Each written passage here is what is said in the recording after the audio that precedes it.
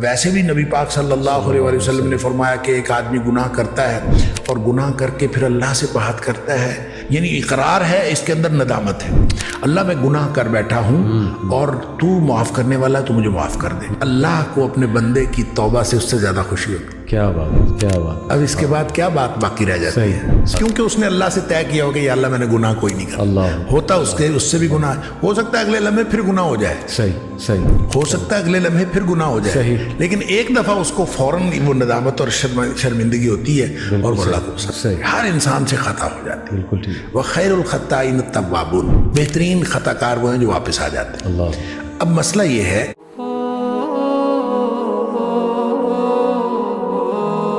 لیکن ایک عام بندہ جو ہے وہ ظاہر ہے اس سے گناہ ہو بھی جاتا ہے، نیتاً بھی ہو جاتا ہے، اور ویسے کبھی کبھی یہ کہ انسان چاہ نہیں رہا ہوتا لیکن گناہ ہو جاتا ہے اس سے، تو اس کو کیا اللہ رب العالمین کے ہاں کس طرح سے توبہ استغفار جو ہے وہ کرنی چاہیے؟ دیکھیں آپ نے بڑا ایک نا دھیما سا فکرہ بولا، نیتاً بھی ہو جاتا ہے، جی، حالانکہ نیتاً نہیں ہوتا۔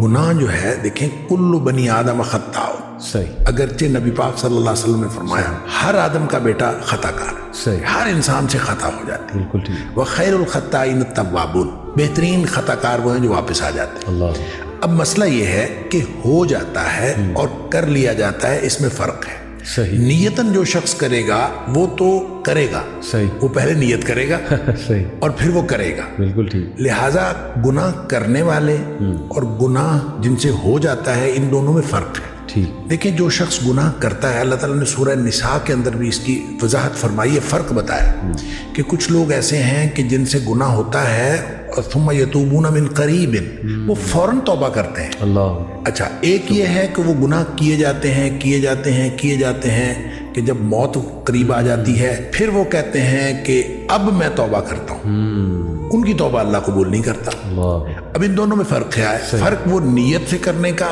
اور ہو جانے کا ہے۔ ٹھیک، اچھا، جو شخص نیت سے گناہ کرتا ہے میں ان کو کہا کرتا ہوں کہ یہ سیانے گناہ گار ہیں، اللہ، یعنی سوچ سمجھ کر گناہ کرتے ہیں۔ صحیح، اور سوچ سمجھ کر گناہ کرتا ہے انسان اس وقت کرتا ہے جب انسان اپنے آپ کو معاشرے کے ساتھ کمپیئر کرتا ہے اور انسان کہتا ہے کہ معاشرے میں اتنے گناہ ہو رہے ہیں، صحیح، تو یہ میں ایک چھوٹا سا گناہ کر لوں گا تو کیا فرق پڑتا ہے؟ جب آدمی یہ سوچ کے گناہ کرتا ہے، حالانکہ ایک تو انسان کی استطاعت کا کسی دوسرے کی انسان کی استطاعت کے ساتھ کمپیریزن ہے ہی نہیں۔ بالکل ٹھیک، لا یکلف اللہ نفسا الا وسعها جو ہے ہر شخص کا امتحان اس کی استطاعت کے مطابق ہے۔ صحیح، لہذا ہو سکتا ہے کہ کوئی دوسرا کوئی بڑا گناہ کر کے بھی بخشا جائے اور آپ کو چھوٹا سا گناہ پکڑوا دے، یہ ہو سکتا ہے۔ لہذا آپ کسی کے ساتھ کمپیریزن نہیں کر سکتے۔ صحیح، آپ کی استطاعت، آپ کی صلاحیت وہ الگ ہے، دوسرے کی استطاعت اور صلاحیت الگ ہے۔ اس کا امتحان اس کی استطاعت کے مطابق، آپ کا امتحان آپ کی استطاعت کے مطابق، لہذا اس کی کمپیریزن آپ کر نہیں سکتے۔ لیکن جو گناہ کرتے ہیں وہ عام طور پہ اس کو بنیاد بناتے ہیں، لوگ اتنے بڑے بڑے گناہ کر رہے ہیں، ہم اتنا چھوٹا سا کر لیں۔ یہ جب سوچ سمجھ کے کرتے ہیں تو اس کانسیپٹ سے توبہ کی عام طور پہ توفیق نہیں ملتی۔ اللہ، اس کی وجہ یہ ہے کہ آدمی نے سوچ سمجھ کے کیا ہوتا ہے کہ کوئی حرج نہیں ہے کہ میں کر لوں گا تو کیا حرج ہے، اس کو پھر توبہ کی طرف بالعموم اس کا دھیان توجہ ہی نہیں جاتی، کیونکہ اس نے سوچ کے کیا ہوتا ہے کیا حرج ہے۔ بالکل ٹھیک۔ دوسرے گناہ گار وہ ہیں جن سے ہو جاتا ہے، وہ اس نے یہ طے کیا ہوتا ہے کہ یا اللہ میں نے کوئی گناہ نہیں کرنا، اللہ کے ساتھ نیتاً صحیح، اس نے یہ بات طے کی ہوتی ہے کہ میں نے کوئی گناہ نہیں کرنا، بالکل ٹھیک، گناہ اس سے بھی ہو جاتا ہے۔ صحیح بات، کیونکہ کلو بنی آدم خطا ہو، یعنی ایسا تو ہو نہیں سکتا کہ اس سے گناہ کیوں ہوتا ہے؟ دو وجوہات کی بنیاد پر ہوتا ہے، یا جذبات کی مغلوبیت کی وجہ سے یا حالات کی مغلوبیت کی وجہ سے۔ صحیح، یعنی وہ اس کے حالات ایسے ہوتے ہیں کہ جو اس کو گناہ کی طرف لے جاتے ہیں، یا پھر اس کے جذبات، بعض اوقات انسان اپنے جذبات سے مغلوب ہو جاتا ہے اور انسان چل پڑتا ہے گناہ کی طرف، شہوات سے یا جذبات اچھا، سے۔ اب جب وہ مغلوب ہوا اور مغلوب ہو سے حالات کی وجہ سے کوئی کیفیت ایسی بن گئی کہ وہ گناہ میں وہ انوالو ہو گیا، صحیح، یا پھر جذبات ایسے اس کے اوپر حاوی ہوئے کہ وہ گناہ میں انوالو ہو گیا، ٹھیک، اس کا نتیجہ یہ ہوتا ہے کہ جو ہی حالات تبدیل ہوئے یا جو ہی جذبات ٹھنڈے پڑے، صحیح، چونکہ اس نے طے یہ کیا ہوتا ہے کہ میں نے زندگی میں کوئی گناہ نہیں کرنا، اللہ، تو اب جو ہی حالات بدلیں گے، جس حالات کی مغلوبیت کی وجہ سے اسے گناہ ہوا ہے، تو فوراً اس کو یہ خیال آئے گا کہ یا اللہ میں نے تو یہ گناہ نہیں کرنا تھا، یہ مجھ سے کیا ہو گیا؟ اللہ، اور اسی طرح جب اس کے جذبات ٹھنڈے پڑیں گے تو اسی وقت اس کو خیال آئے گا، ہوش و حواس میں آئے گا تو کہے گا یا اللہ میں نے تو یہ نہیں کرنا تھا، یہ مجھ سے کیا ہو گیا. یہ ہے وہ ثم یتوبون من قریب کہ فوراً وہ توبہ کر لیتے، پھر اس کو فوراً خیال آتا کہ وہ جو ندامت اور شرمندگی اس کو ہوتی ہے، وہ جو پشیمانی اس کو ہوتی ہے، یہ ندامت اصل میں اللہ کو پسند ہے. کیا بات کہ انسان کو ندامت اور شرمندگی ہو کہ یا اللہ میں گناہ کر بیٹھا ہوں، میں نے تو یہ نہیں کرنا تھا.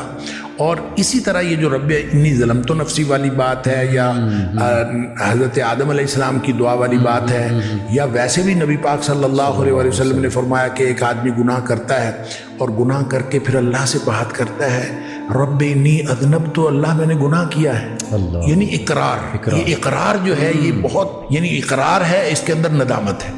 اللہ میں گناہ کر بیٹھا ہوں اور تو معاف کرنے والا ہے، تو مجھے معاف کر دے. یہ ندامت اور شرمندگی جو توبہ کی شرائط میں سے بھی ہے، اور یہ وہ نقطہ ہے جو اصل میں اللہ تعالیٰ کو پسند ہے. تو جس کے اندر یہ ندامت اور شرمندگی آتی ہے وہ توبہ بھی کرتا ہے، اللہ تعالیٰ کو پسند بھی آتا ہے. اور اللہ کو کتنی توبہ پسند آتی ہے اس کے لیے تو وہ حدیث ہے بڑی معروف کہ نبی اکرم صلی اللہ علیہ وسلم نے فرمایا کہ اگر کوئی شخص جو ہے، وہ ایک مثال دی آپ نے کہ کوئی شخص جنگل میں سفر کر رہا تھا صحرا کے اندر، اور سارا اس کا سامان اونٹنی پہ لدا ہوا، اور اس نے کسی درخت کے نیچے سستانے کے لیے وہ ٹھہرا، تو کچھ دیر بعد اس کی آنکھ کھلی تو اس کا اونٹ غائب تھا. صحیح. جس کے اوپر ساری اس کی گویا مال و متاع بھی اسی پہ تھا، سفر بھی اسی پہ کرنا تھا. اب لکو دک صحرا ہے، میلوں لمبا چوڑا، تو وہ ادھر ادھر دیکھتا ہے، اس کو کچھ نظر نہیں آتا. تو اس کا خیال یہ ہے کہ اب میں اگر چلوں گا تو بھی موت ہے، بیٹھا رہوں گا تو بھی موت ہے، اس کے علاوہ کچھ نہیں. تو زندگی سے مایوس ہو کے وہ بیٹھ رہتا ہے. تو تھوڑی دیر بعد پھر اس کی آنکھ لگتی ہے، اور اس کو پھر اس کی آنکھ کھلتی ہے تو دیکھتا ہے کہ اونٹ سامنے کھڑا ہے. اتنا خوش ہوتا ہے کہ وہ کہتا ہے اللہم انت عبدی وانا ربک، اللہ تو میرا بندہ اور میں تیرا رب. اور نبی پاک صلی اللہ علیہ وسلم فرمایا کہ اخطا من شدت الفرح، اس نے یہ جو الٹ بات کہی، کہنا تھا کہ اللہ تو میرا رب اور میں تیرا بندہ، یہ جو بات الٹ کہی نبی پاک صلی اللہ علیہ وسلم فرمایا اخطا من شدت الفرح، اس نے خوشی کی شدت کی وجہ سے بات الٹ کی. یعنی اس کو سمجھ ہی نہیں آئی، اتنا خوش تھا اس کو سمجھ نہیں آئی، اور وہ خوشی کی شدت کی وجہ سے الٹ بات کر گیا. نبی پاک صلی اللہ علیہ وسلم فرمایا اس شخص کو جتنی خوشی ہوئی ہے نا، اللہ کو اپنے بندے کی توبہ سے اس سے زیادہ خوشی ہوتی. کیا بات، کیا بات. اب اس کے بعد کیا بات باقی رہ جاتی ہے. سبحان اللہ. بہت بہت پر امید. یہ ایک تو حدیث، دوسرا ماشاءاللہ سمندر کو کوزے میں بند کرنے والی بات ہے کہ جو شخص عادتاً اور انٹینشنلی، ظاہر ہے کہ وہ اس طرح سے گناہ کرتا ہے، جیسے آپ نے کہا نا کہ پلانڈ ہو، یا آپ نے ایک لفظ استعمال کیا تھا کہ عقل مندی سے، کچھ اس طرح آپ نے کہا نا. میں نے کہا کہ یہ سیانے گناہ گار، اللہ اکبر، اللہ اکبر، ان کو عقل مند گناہ گار کہہ لیں. چلیں. اللہ اکبر. تو وہ آپ نے بڑی خوبصورتی سے بیان کیا کہ اس کو توفیق ہی نہیں ہوتی. عام طور پہ توفیق نہیں ہوتی، اللہ تعالیٰ توفیق دے بھی دیتا ہے بعض اوقات، لیکن بالعموم چونکہ اس نے سوچ سمجھ کر گناہ کیا ہوتا ہے، اس لیے اس کو ندامت نہیں، احساس ہی نہیں، ندامت نہیں. بالکل صحیح. تو وہ توفیق بھی نہیں ہوگی. اور دوسرا شخص جو اس کو تو ندامت لازماً ہوتی ہے. اللہ اکبر. جو ہی وہ جذبات یا حالات کی مغلوبیت سے باہر نکلتا ہے، جیسے وہ نارمل سٹیٹ میں آتا ہے، لازماً اس کو، کیونکہ اس نے اللہ سے طے کیا ہو کہ یا اللہ میں نے گناہ کوئی نہیں کرا. اللہ ہوتا اس سے بھی گناہ ہو سکتا ہے اگلے لمحے پھر گناہ ہو جائے. صحیح. ہو سکتا ہے اگلے لمحے پھر گناہ ہو جائے، لیکن ایک دفعہ اس کو فوراً وہ ندامت اور شرمندگی ہوتی ہے، اور اللہ کو بہت بہت پر امید. شیخ